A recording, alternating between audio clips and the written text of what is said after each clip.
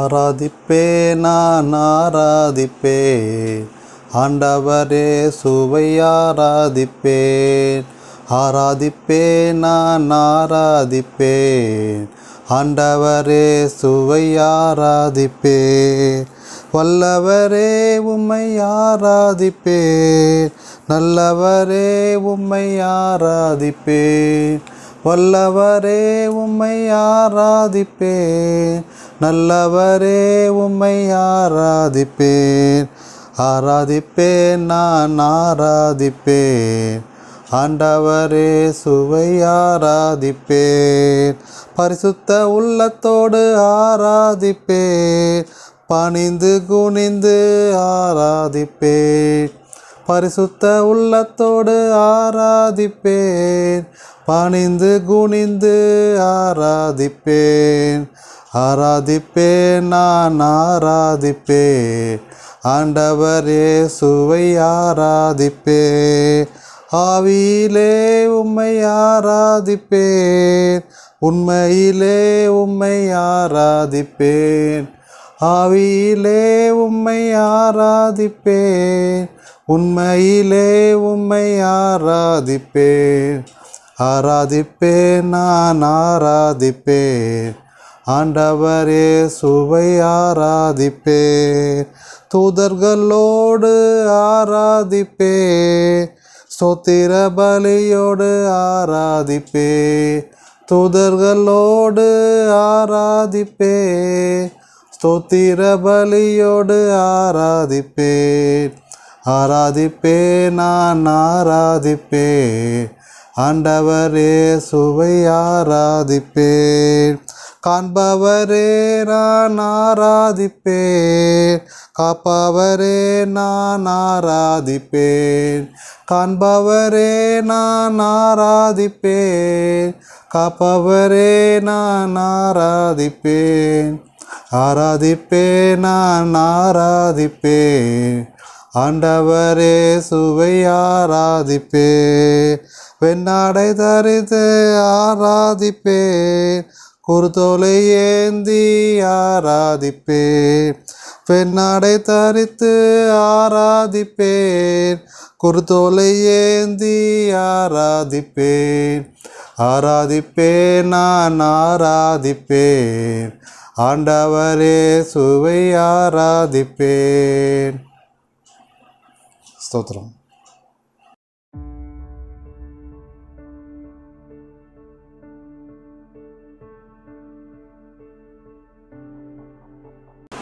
கர்த்தருக்கு ஸ்தோத்திரம். எல்லாம் எப்படி இருக்கீங்க? நல்லா இருப்பேன் என விசுவாசிக்கிறேன்.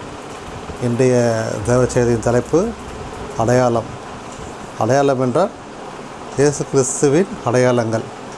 நாம் எப்படிப்பட்ட அடையாளத்தில் வாழ்ந்து வருகிறோம் இந்த உலகத்தில் அப்படிப்பட்ட நம்ம பார்க்கலாம். ஸோ அடையாளங்கள் என்று சொல்லும் போது கிறிஸ்துவின் அடையாளம், கிறிஸ்தவராக நாம் கிறிஸ்தவம் என்பதே ஒரு அடையாளமாக தான் இருக்கிறோம் இல்லையா? கிறிஸ்டியன்ஸ், கிறிஸ்துவை நம்ம நேசிக்கிற நாம் கிறிஸ்டியன்ஸாக இருக்கிறோம். கிறிஸ்துவ அல்லார்கள் சமூகத்தில் இருக்கிறார்கள். ஆனால் கிறிஸ்தவராக நாம் எப்படிப்பட்ட வாழ்க்கையை வாழ்ந்து வருகிறோம் என்பதை நாம் தெரிந்து கொள்ளலாம். அது ரெண்டு வகையாக நம்ம பிரிக்கலாம்.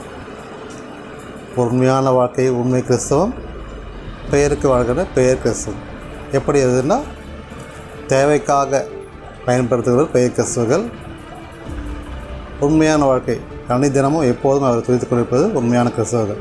ஒரு பரிசுத்தமுள்ள வாழ்க்கை, பரிசுத்தமுள்ள வாழ்க்கை, உலக வாழ்க்கை அப்படின்னு கூட நம்ம பிரிச்சுக்கலாம். இப்போ பரிசுத்தமுள்ள வாழ்க்கை எப்படி? நம்ம இயேசு கிறிஸ்து எப்படிப்பட்ட வாழ்க்கை வாழ்ந்தால் ஒரு உண்மை, ஒழுக்கம், ஒரு கண்ணியத்தோடு, ஒரு அன்போடு, கரிசனையோடு பிறரை மன்னித்து அப்படிப்பட்ட வாழ்க்கையை வாழ்ந்தார். நாமளும் அப்படி வாழ்க்கையை தான் வாழணும். இப்படி தான் சொல்லி கொண்டு சென்றிருக்கார். வேதவசனத்தின்படி விசுவாசிக்கிறவன் மரித்தாலும் படைப்பான் என்று சொல்லியிருக்கிறது.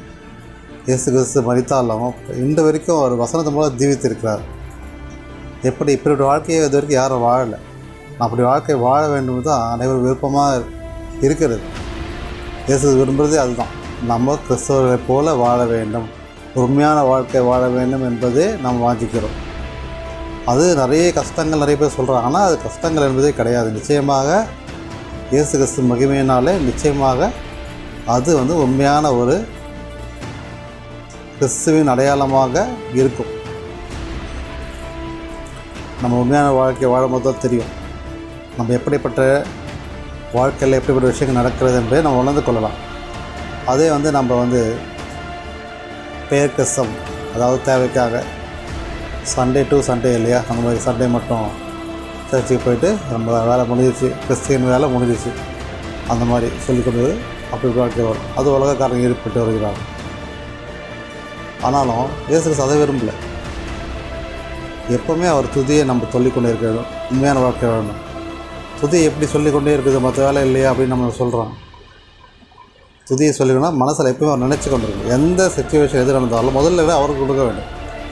அதுதான் இயேசு கிறிஸ்து விரும்புகிறது.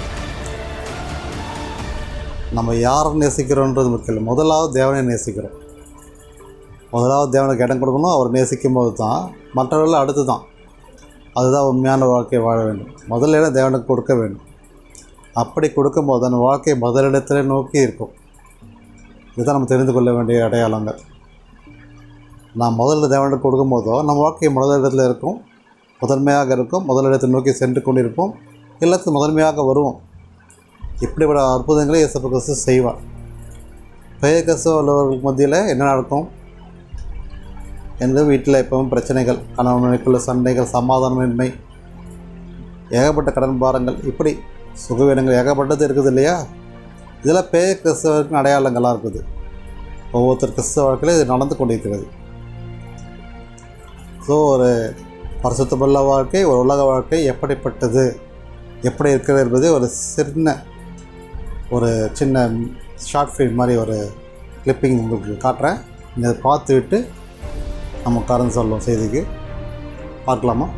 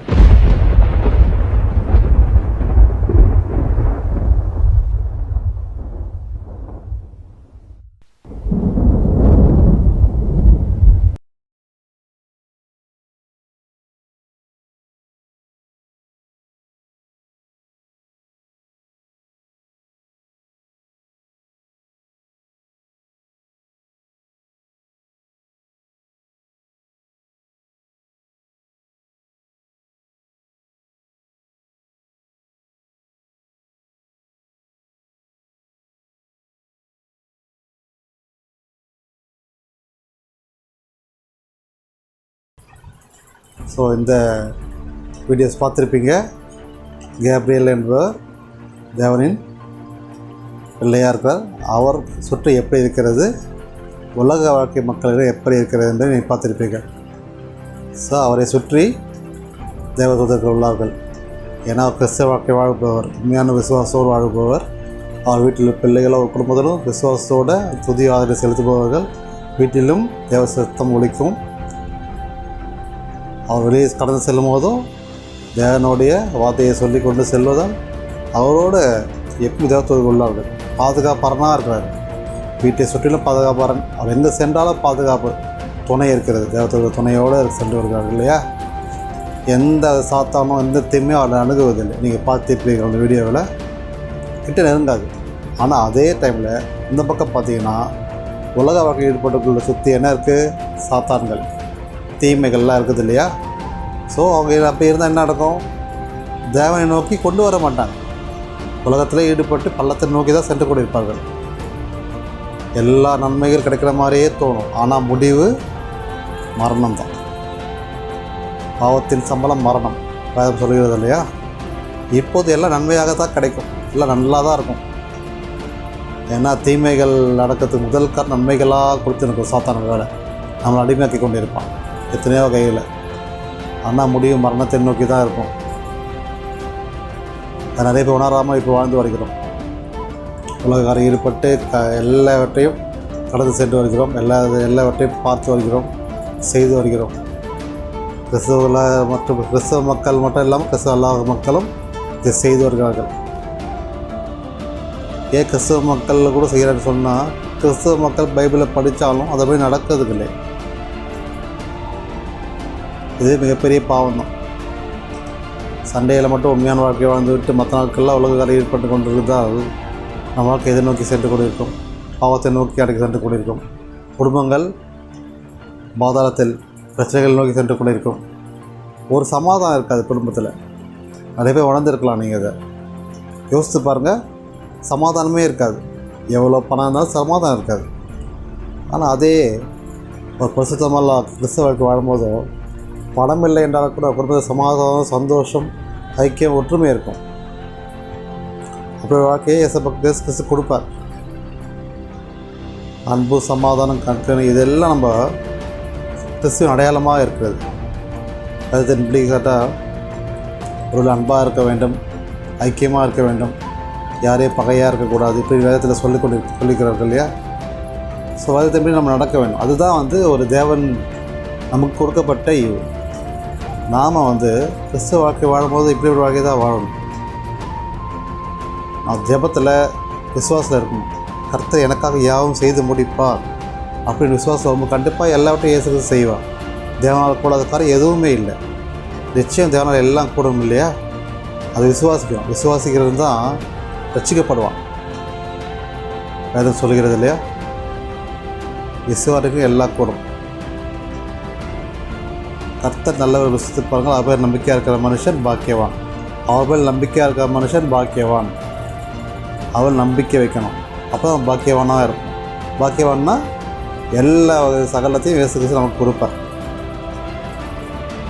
நம்ம கேட்பதற்கு மேலாக இரட்டத்தனையான பதிலே இயேசு கிறிஸ்து கொடுப்பார். அப்படி ஒரு வாழ்க்கையை நம்ம வாழணும். அதுதான் உண்மையான ஒரு கிறிஸ்துவின் அடையாளமாக இருக்குது. நான் பாவத்தில் இருக்கிறோம் இல்லையா? அதுலேருந்து வெளியே இந்த வாழ்க்கையை வாழும்போது தான் நம்ம பிரசுத்தம் வாழ்க்கையை வாழ முடியும். எத்தனையோ வகையில் இப்படி நடந்து கொண்டிருக்கிறது. நான் எப்படி வாழ்க்கை வாழ்க்கைன்னு நம்ம தீர்மானித்துக் கொள்வோம். இந்த ஞாயிற்றுக்கிழமை சர்ச்சுக்கு போயிட்டு வந்திருப்போம். திருப்பி நாளை வெளி உலகத்தை நோக்கி சென்று கொண்டிருப்போம். ஸோ அப்படி வாழ்க்கை வாழக்கூடாது. உண்மையான வாழ்க்கை வாழ வேண்டும். அதுபோது கூட சில ஆச்சரிய விஷயம் நடந்துள்ளது. தெரிந்த சில பேர், ஒரு சகோதரி திடீர்னு மெசேஜ் அனுப்பிச்சா, எனக்கு ஒரு பைபிள் வேணும்னா அப்படின்ட்டு. வாட்ஸ்அப் மெசேஜ் எனக்கு ஆச்சரியமாக இருந்துச்சு. ஒரு ஹிந்து சகோதரி பைபிள் கேட்குறான். ஒரு ஆச்சரியமான சந்தோஷமாக வந்துச்சு. எப்படி கேட்குறா, எதுக்காக கேட்குறான்னு தெரியல. ஆனால் இயேசு கிறிஸ்துவை அவர் தெரிந்து கொள்ள வேண்டும் விரும்புகிறான்னு நான் விசுவாசித்தேன். அப்படி தான் நினச்சேன். அதை வாங்கி தரமா நான் சொல்லியிருக்கேன். அதே போல் இன்னொருத்தர் இதே மாதிரி இன்னொரு நண்பரின் மகள் கூட பைபிள் வாங்கி கொடுங்கன்னு சொல்லி அவங்க அம்மாவிட்ட கேட்டிருக்காங்க. இது அவங்களும் ஒரு ஹிந்து. இதுவும் நான் கேள்விப்பட்டேன். அப்படிப்பட்ட வாழ்க்கையை நம்ம வந்து பாருங்கள், இயேசு கிறிஸ்து வந்து எப்படிப்பட்ட பலரை தெரிந்து கொள்கிறார். சிறு பிள்ளைகள் தான் அவர்கள். பைபிள் கேட்குறாங்க பாருங்கள். மொபைல் கேட்கல, மொபைல் வாங்கி கொடுமான்னு கேட்குற காலம் இல்லையா அது. ஆனாலும் தேவனை அறிந்து கொள்ள வேண்டியது பைபிளை கேட்குறாங்க. இப்படிப்பட்ட இயேசு கிறிஸ்து தெரிந்து கொள்வார். அந்த குடும்பத்தை ரட்சித்து கொண்டிருக்காருன்னு அது அர்த்தம். ஒரு பைபிள் வீட்டில் வந்தாலே அந்த குடும்பமே ரட்சிக்கப்படும். நீங்கள் விசுவாசித்தா கண்டிப்பாக அது நடக்கும். தேவ மகிமை அந்த குடும்பத்தின் மேலே காணப்படும். நிச்சயமாக எல்லா தடைகளை எடுத்து போட்டு ஒரு பரிசுத்த ஆசீர்வாதத்தை அந்த குடும்பத்தில் கொடுப்பார். இது எல்லாரும் உணர்ந்து கொண்டு இருப்பார்கள், உணர்ந்து கொண்டே இருக்கிறார்கள். இப்படி வாழ்க்கையை நம்ம வந்து இயேசு கிறிஸ்து எப்படிப்பட்ட வாழ்க்கையில் நம்ம கொடுக்குறாரு பார்த்தீங்களா. நம்ம கிறிஸ்தவ மக்களாகனா நம்ம வீட்டில் பைபிள் இருக்குது, அதை எடுத்து வாசிப்பதில்லை. அது ஒரு ஓரத்தில் இருக்கும். நாத்தியாக மட்டும் எடுத்து போன்று சென்று வருவோம். அதை மட்டும் தான் யூஸ் பண்ணுவோம், தேவைக்காக மட்டும் யூஸ் பண்ணி கொண்டு இருக்கிறோம். அப்படிப்பட்ட வாழ்க்கையை இயேசு கிறிஸ்து விரும்பவில்லை. தினமும் வேதத்தை வாசித்து அதை போய் நடப்பது, துதிப்பது, ஜபிப்பது, குடும்ப ஜபம் செய்வது, இதுதான் இயேசு கிறிஸ்து விரும்புவது. அப்படி நம்ம செய்யும் போது நம்ம வாழ்க்கை பிரசுத்தமாக இருக்கும், குடும்பம் ஆசீர்வதிக்கப்படும், பிள்ளைகள் பாதுகாக்கப்படுவார்கள், எல்லா நன்மைகள் நமக்கு கிடைக்கும். எந்த பிரச்சனை இருந்தாலும் அது எல்லாமே சால்வ் ஆகிடும். நீங்கள் விசுவாசிங்க, நிச்சயமாக இயேசு கிறிஸ்துவின் மகிமையால் எல்லா பிரச்சனையும் சால்வ் ஆகும். நீங்கள் இயேசு கிறிஸ்து தரிசிக்கலாம், அவரை பார்க்கலாம், உணரலாம். விசுவாசிங்க, நிச்சயமாக நடக்கும். அதை எப்படி பார்க்க முடியும்? உண்மையிலே அவங்களாம் வந்தாங்களா, பார்த்தாங்களா, கேட்டிங்களா, பார்த்தீங்களா அப்படின்ட்டு அவிசுவாசப்பட வேண்டாம். கிறிஸ்தவ மக்கள் என்ன அவிசுவாசம் இருக்கக்கூடாது. நம்ம விசுவாசிக்கணும். இயேசு கிறிஸ்து வந்தார்னா விசுவாசிக்கணும். எனக்கு வாங்கன்னு நம்ம கேட்கணும். நானும் உங்களை பார்க்கணும் ஆசைப்படுறேன்னு நம்ம கேட்கணும். கேட்கும்போது கண்டிப்பாக அதை பலனை நீங்கள் பெற்றுக்கொள்ளலாம். இயேசு கிறிஸ்து கண்டிப்பாக உங்கள்கிட்ட வருவார், உங்கள்கிட்ட பேசுவார், அதை நீங்கள் உணரலாம். அதை விட்டு நம்ம வந்து கொஸ்டின் மார்க் கேட்கக்கூடாது. கொஸ்டின் மார்க் கேட்பதே வந்து அவிசுவாசம் தான். ஸோ அப்படியெல்லாம் விட்டுவிட்டு நாம் விசுவாசத்தோடு வாழ்க்கையை வாழ வேண்டும்.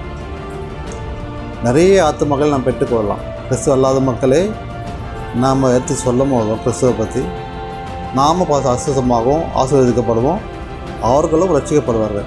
இப்படிப்பட்ட அடையாளத்தை இயேசு கிறிஸ்து விட்டு சென்றிருக்கார். அப்படி அடையாளத்தை இயேசு கிறிஸ்து விரும்புகிறார்.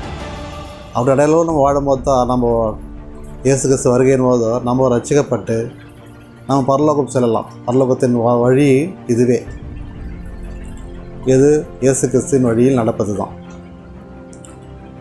நாம் இப்போவே வந்து சொல்கிற இந்த செய்திகள் மூலமாக எத்தனையோ பேருக்கு நன்மைகள் நடக்கலாம்.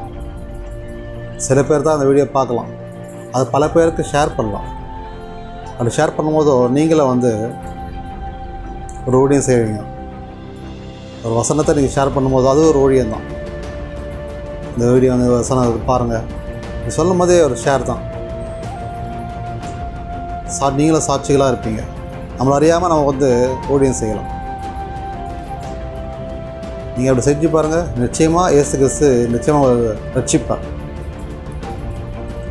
கிறிஸ்துவ மக்கள் நான் சொல்வது என்னவென்றால், நாம் வந்து ஒரு உண்மையான விசுவாசமுள்ள வாழ்க்கையை வாழ வேண்டும். இதுதான் நான் ஒவ்வொரு செய்தியிலும் சொல்லுவேன். அனைத்தினமும் ஜெபிக்க வேண்டும், துதிக்க வேண்டும். அப்படி செய்யும்போது நமக்குள்ளே இருக்கின்ற எல்லா பாவங்களும் எடுத்து போடப்படும், எல்லா நோய்களும் எடுத்து போடப்படும். பரிபூர்ண கிருபையும் சமாதானம், சுகம், பலம், ஜீவன் எல்லாம் இயேசு கிறிஸ்து நமக்கு கொடுப்பார். ஒவ்வொரு செயலும் நான் சொல்லுவேன், சொல்லிக்கொண்டே இருப்பேன். நிச்சயமாக இதை செய்வார். 100%. நீங்கள் விசுவாசத்தோடு ஜெபத்தில் வாங்க. இயேசு கிறிஸ்து உங்கள் இருட்டாக இருக்கிற உங்கள் வாழ்க்கையில் ஒரு ஒளியாக வருவார். நீங்கள் மட்டும் ஜெபம் பண்ணாதீங்க, எல்லாரும் ஜெபிக்க கொண்டு வாங்க. அப்படி ஒரு விசுவாசம் நம்ம வேணும். அப்படி விசுவாசமான ஜெபம் தான் வேணும். நம்ம மட்டும் ஜெபிச்சா போதும் மட்டும் இருக்காதீங்க. நம்ம எல்லோரும் ஜெபத்தில் உட்கார வைக்கணும், ஜெபத்தில் கொண்டு வரணும். ஜெபம் செய்யுங்க. எல்லோரும் நம்ம நீங்கள் தனியாக ஜெபம் பண்ணுறீங்கன்னு வச்சுங்களேன், ஜெபம் பண்ணுங்கள். அவங்களுக்காக ஜெபம் பண்ணுங்கள். எல்லோரும் ஜெபிக்கணும் ஜெபம் பண்ணுங்கள். எல்லோரும் வரணும், ஏசப்பான்னு ஜெபம் பண்ணுங்கள். கண்டிப்பாக எல்லோரும் அவங்களோட வந்து கலந்து கொள்வாங்க, ஜெபிப்பாங்க. அந்த வீடே ஒரு ஆசீர்வாத வீடாக மாறும். நான் மற்றவங்க ஜெபித்தை விட எல்லோரும் ஜெபத்தில் கொண்டு வரணும்னு நீங்கள் ஜெபிங்க. நிச்சயமாக ஏசப்பா உங்களோட ஐக்கியப்பட்டு வந்து எல்லோரையும் கொண்டு வந்து எல்லோரும் ஒன்றுக்குரிய ஆராதனை செய்ய வைப்பார். நீங்கள் அப்படி ஒரு ஜெபத்தை செய்யுங்க. நாம் மட்டும் செஞ்சுட்டா போதாது, மற்றவர்களுக்காக நம்ம ஜெபிக்கும் போதோ கண்டிப்பாக அந்த அற்புதம் நம்ம காணலாம். நம்ம ஜெபிச்சப்போ யாருமே வரலையேன்னு ஃபீல் பண்ண வேண்டாம். நம்ம மற்றவர்களுக்காக நம்ம ஜெபிக்கணும். எல்லோரும் ஜெபத்தில் வரணும், கலந்துக்கணும். அவங்க ரட்சிக்கப்படணும். ஜெபிக்கும் போதோ கண்டிப்பாக இயேசு கிறிஸ்து அற்புதங்களை செய்து அவங்க மனமாற்றத்தை கொடுத்து அவங்க ஜெபத்தில் கலந்து கொள்ள வைப்பார். அப்போது அந்த வீடு ஒரு வெளிச்சத்தின் வீடாக மாறும், ஒரு ஆசீர்வாத வீடாக மாறும். இயேசு கிறிஸ்து பிரவேசிப்பார்.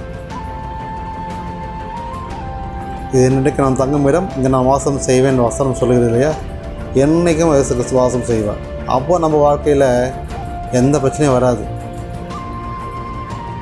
பாருங்கள், நிறைய வீட்டில் கணவன் மனைவி சண்டைகள், பிரச்சனைகள், சமாதானமின்மை, கடன்பாடுகள் எத்தனையோ இருக்குது இல்லையா? இதெல்லாம் என்ன காரணம்? இதன் அடையாளம் உலகக்காரன் ஈடுபட்டு தேவனை மறந்து தேவைக்கென்று பயன்படுத்தப்பட்ட குடும்பத்தினுடைய அடையாளங்கள். அதெல்லாம் நம்ம அந்த வீட்டில் விசுவாசமான ஜெபம் இருக்காது, தேவைக்காக ஜெபம் மட்டும்தான் இருக்கும். தினமும் இந்த விசுவாசமும் ஜெபம் பண்ணணும். ஜெபம் பண்ணும் போதோ இந்த பிரச்சனைகள்லாம் வராமல் நம்ம வீடு பாதுகாப்புப்படும், சமாதானத்தை கொடுப்பாங்க, சந்தோஷத்தை கொடுப்பார் இயேசு. நீங்கள் ட்ரை பண்ணி பாருங்கள், நிச்சயமாக அது நடக்கும். நம்ம வாழ்க்கையில் கிறிஸ்தவன் அடையாளமாக இதுதான். பரிசுத்தமில்ல வாழ்க்கை, பரிசுத்தம் இல்லாத வாழ்க்கை. பரிசுத்தம் இல்லாத வாழ்க்கையை நம்ம வளத்தை நோக்கி தான் செல்லும். பரிசுத்தமாக்கி பரலோகத்தை நோக்கி செல்லும். நாம் பரலோகத்தை நோக்கி செல்ல ஆயத்தமாகும். தொடர்ந்து ஜெபத்தில் வைப்போம். நம்ம யாரையும் குற்றம் குறைகள் சொல்லாமல் விசுவாசமுள்ள ஜெபத்தோடு நம்ம செய்யும் போதோ நிச்சயமாக இயேசு கிறிஸ்து மகிமையினால் நம்மளுடைய வாழ்க்கையை மாறும். நிறைய பலனை கொடுப்பார் இயேசு கிறிஸ்து. பலன் மிகுதியாக இருக்கும். வேதம் சொல்லுகிறது, நானே வழியும் சத்தியும் ஜீவனமாக இருக்கிறேன், என்னை விசுவாசிக்கிற மரித்தாலும் படைப்பான். ஏன்னா அவரே வழி, சத்தியம், ஜீவன். சரியா? மூலமாக இருக்கிறார். மரித்தாலும் படைப்பான்னா, நாம் மரித்தாலும் நம்மளுடைய ஜெபங்கள், நம்ம சொன்ன ஆசீர்வதிக்கப்பட்டு நம்ம செஞ்ச எல்லா நன்மையான காரியங்கள் நம்ம வாழ்க்கையை என்னாலும் பேசிக்கிட்டே இருக்க வேண்டும். இப்போ இயேசு கிறிஸ்து 2000 வருஷத்துக்கு முன்னாடி வாழ்ந்தார். இன்று வரையில் நம்ம அவரோட துதியை சொல்லி கொண்டு இருக்கிறோம் இல்லையா? அந்த வாழ்க்கையை வாழ்ந்தார். நாம்ளும் நம்ம வாழ்க்கையை கடந்து சென்ற பிறகு நம்மளை பற்றி மக்கள் நம்ம குடும்பத்தில் சொல்ல வேண்டும். இப்படிப்பட்ட வாழ்ந்தார், இப்படிலாம் இருந்தார். இப்படி நம்ம எதிர்கால சந்ததிகள் நம்ம வாழ்க்கையை தெரிந்து கொள்ள வேண்டும். அப்படி வாழ்க்கையை தான் நம்ம வாழ வேண்டும். இதுதான் மரித்தாலும் படைப்பான் அப்படின்றதுக்கான அர்த்தம். எப்போவுமே நம்ம உயிரோடு ஜீவிப்போம். இயேசு கிறிஸ்து மகிமையால் நம்ம ஜீவிப்போம். நம்ம கிறிஸ்துவை போல் வாழும் போதோ கண்டிப்பாக நாம் நித்திய ஜீவனை அடைவோம். இயேசு கிறிஸ்து நாமத்தினாலே இது கண்டிப்பாக நடக்கும். ஸோ நம்ம சாத்தான் வழியில் இடம் கொடுக்காமல் ஜெபத்தில் நம்ம உறுதியாக தரித்திருக்கும் போதோ எல்லாமே விலகி போயிடும். உலகக்காரர்கள் ஈடுபட்டிருந்து இது வரைக்கும் ஈடுபட்டு கொண்டிருந்தால் அதில் விலகி பரிசுத்த வாழ்க்கையில் வாங்க. நிச்சயமாக விடுதலை ஆவீர்கள், அற்புதங்கள் அடைவீர்கள், நித்திய ஜீவனை அடைவீர்கள். இயேசு கிறிஸ்துவை நீங்கள் காணலாம். விசுவாசிங்க, கண்டிப்பாக இயேசு கிறிஸ்துவை நீங்கள் காணலாம், சத்தத்தை கேட்கலாம், நீங்கள் பார்க்கலாம், ரட்சிப்பை பெற்றுக்கொள்ளலாம். அதுக்கு முதலாவது ஜெபம், வேத வாசிப்பு. இது ரெண்டையுமே நீங்கள் செய்யுங்க. நிச்சயமாக பலனை, அடையாளத்தை நீங்கள் பெற்றுக்கொள்வீர்கள். இயேசு கிறிஸ்துவுக்கு மகிமை உண்டாவதாக. ஆமென்.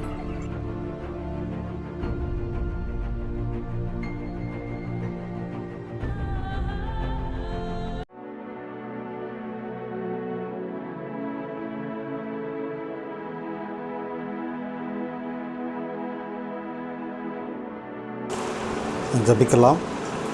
ஸ்தோத்திராண்டவரே, இந்த நாளை கொடுத்தமைக்காக நன்றி கர்த்தாவே. இந்த ஜெப செய்தி கேட்ட ஒவ்வொரு மக்களுக்காக ஜபிக்கிற கர்த்தாவே, குடும்பத்திற்காக ஜபிக்கிற கர்த்தாவே, அவர் கிறிஸ்தின் அடையாளமாக வாழ்க்கை வாழ வேண்டும் என்று வாஞ்சிக்கிறோம் கர்த்தாவே. நீரே அவர் வழிநாசங்களை திறந்து கர்த்தாவே, அவர் ஒவ்வொருவருக்குள் இறங்கி கர்த்தாவே, நம்ம மகிமைக்கென்று கர்த்தாவே, உம்முடைய அடையாளங்களாக நாங்கள் வாழும்படியாக நாங்கள் உமது ரட்சிப்பை பெற்றுக்கொள்ள முடியுமான் அப்படி வாய்ப்பை நீங்கள் கொடுக்க முடியாது ஜபிக்கிறோம் கர்த்தாவே. நீரே எங்கள் மத்தியில் இறங்கி கர்த்தாவே, எங்கள் ஊரோடு பேசி கர்த்தாவே, நாம் மகிமைக்கென்று நம்ம உம்முடைய விசுவாசத்தை நாங்கள் அடையாளமாக வாழும்படியாய் நீர் எங்கள் கிருபையாக இறங்கும் கர்த்தாவே. இந்த தேவ செய்தி கேட்டுக்கொண்டு ஒவ்வொரு மனதிலும் இறங்கும் கர்த்தாவே.